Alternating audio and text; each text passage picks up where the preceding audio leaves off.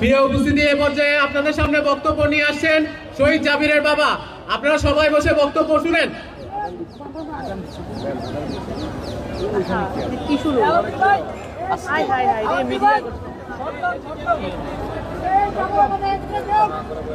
আমি বললাম কি করলাম,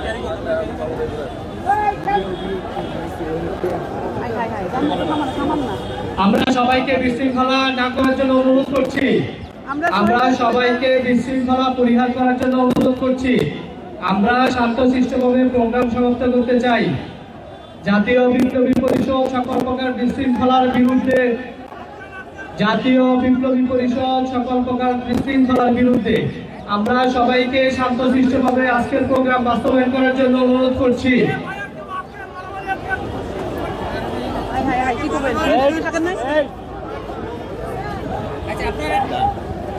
এখানে যারা বিশৃঙ্খলা সৃষ্টি করছেন, আপনারা কিন্তু এই শহীদ পরিবারের সাথে, আপনারা এই আহত নিহতের পরিবারের সাথে আপনারা বেইমানি করছেন।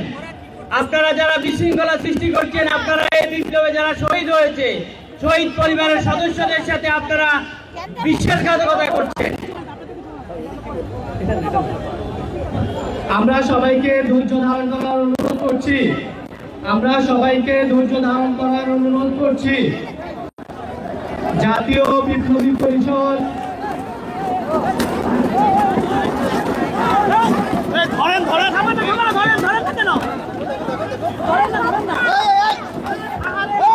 একটু থামুন, দৃষ্টি আকর্ষণ করছি আপনাদের, দৃষ্টি আকর্ষণ করছি, সকলকে দৃষ্টি আকর্ষণ করছি। থামুন থামুন, এখানে